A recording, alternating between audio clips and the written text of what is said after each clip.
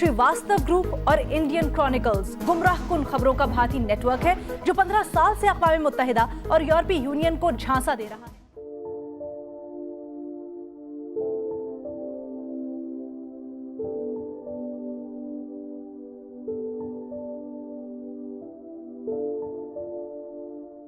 कहा जाता है कि अगर आप झूठ बोलें और उसे दोहराते चले जाएं तो लोग उसे सच मानने लगते हैं।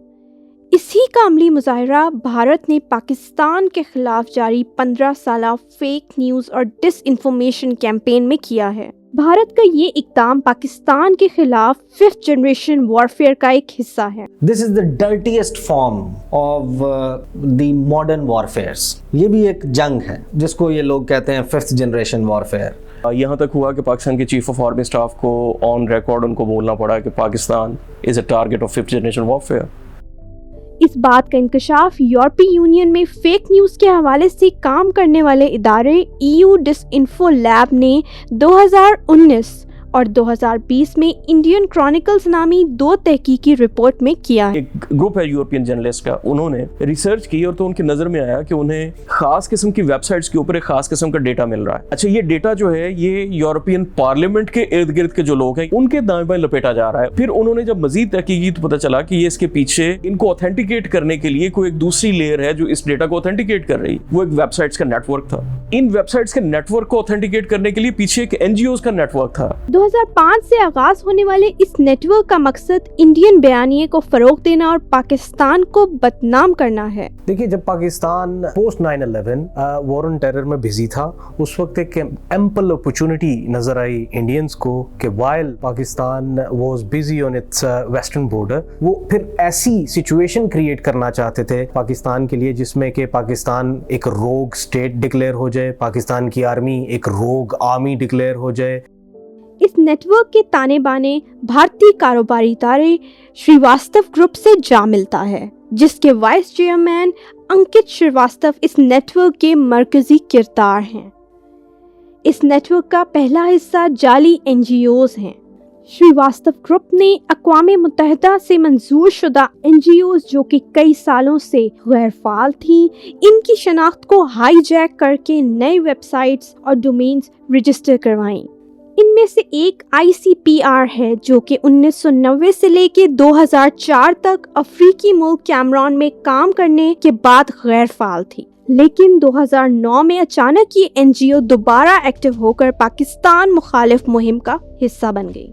हैरत की बात यह है कि पाकिस्तान मुखालिफ मुहिम में सरगर्म कई NGO जिनका बुनियादी मकसद कुछ और था, जैसा कि African regional agriculture credit association और कैनर्स इंटरनेशनल परमानेंट कमेटी, जो कि ज़रूरी तरक्की और कैंड फूड के लिए बनाई गई थी। अचानक इन NGOs को पाकिस्तान में इंसानी हकूक़ के मामलात में दिलचस्पी होने लगी।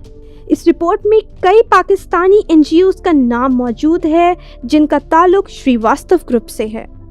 ये NGOs दुनिया भर में और बिलखसूस अक़वाम मुत्तहिदा की कौंसिल बराए इंसानी हकूक़ के इजलासों में पाकिस्तान मुखालिफ एहतजाज करा। फ्री बलूचिस्तान मूवमेंट, इसी तरीके से friends of Gilgit Baltistan, Pakistani women, Pakistan में माइनॉरिटीज़ के हवाले से वो जो इवेंट करने वाले लोग थे, बाद में ये पता चला कि वो लोग भी उन्हीं NGOs के साथ वाबस्ता थे जिनका ताल्लुक श्रीवास्तव ग्रुप से था।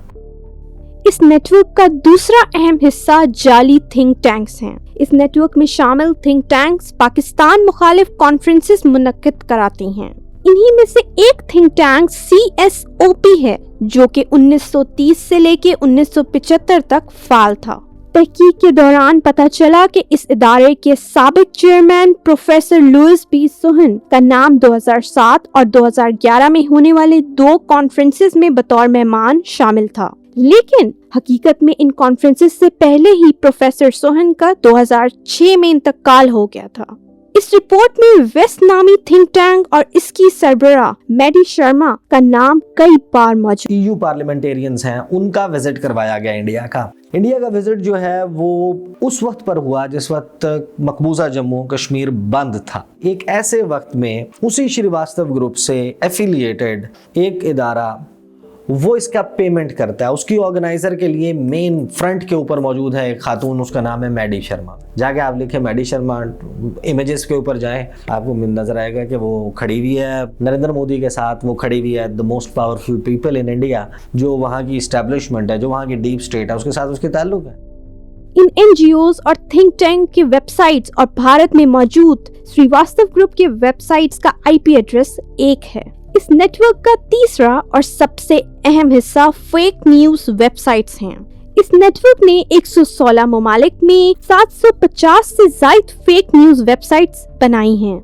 मई 2020 में EU क्रॉनिकल्स के नाम से न्यूज वेबसाइट बनाई गई, जिसमें यूरोपीय पार्लियामेंट के मेंबरान ने पाकिस्तान मुखालिफ मज़ामीन लिखने शुरू। ये जितने भी न्यूज़ पोर्टल्स थे वो basically at the same time they were the lobbyists as well, और साथ में वो एक्स्ट्रा वेटेज देते थे ये सारे के सारे पार्लियामेंटेरियंस को। इन पार्लियामेंटेरियंस को आर्टिकल लिखने के पैसे भी देते थे, फिर उनको ल्योर इन करते थे कि आप ये वाला आर्टिकल लिखें, पाकिस्तान में ये कुछ हो रहा है, देखें हमारे पास ये सबूत भी है।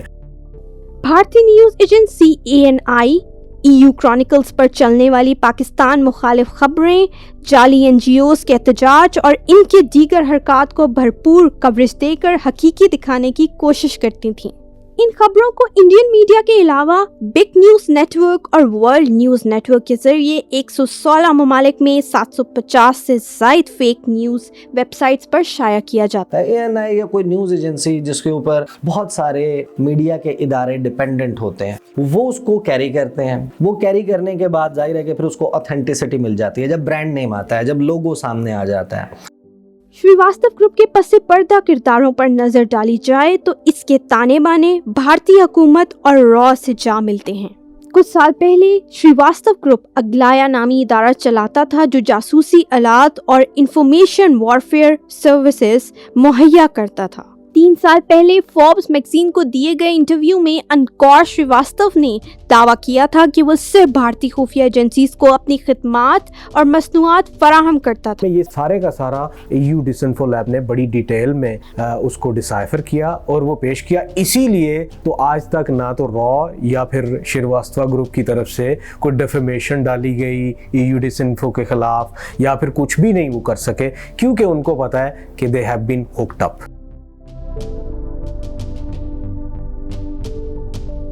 ये रिपोर्ट दुनिया से ये सवाल करती है कि अगर ये रिपोर्ट भारत के अलावा किसी दूसरे मुल्क के हवाले से होती तो क्या दुनिया तब भी ऐसे ही खामोश? अगर यही काम पाकिस्तान ने किया होता हिंदुस्तान के खिलाफ, तो इस वक्त क्या यूरोपियन पार्लियामेंट यही रोल प्ले करती जो इस वक्त कर रही है? इतनी खामोशी, यानी यहाँ तक देखिए कि आपकी पार्लियामेंट के अराकीन को खास तरीके से उनको जहनी तौर पे मफलूज करके, उनके जहनों के ऊपर काम करके उनसे यूरोपियन पार्लियामेंट के अंदर डिसीजन करवाए गए। इस पूरे प्रोसेस को अगर पाकिस्तान ने किया हुआ होता या अगर चाइना ने या किसी तीसरी मुल्क ने किया होता तो अब यकीन जानिए कि एक आफत आ जाती।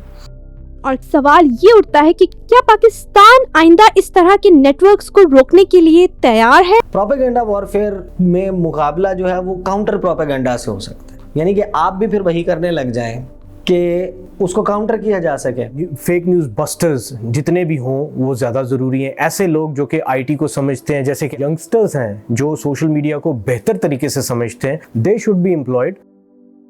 लेकिन दुश्मन के इन तमाम हथकंडों के बावजूद पाकिस्तान कायमो दायम था, है और रहेगा इंशाअल्लाह।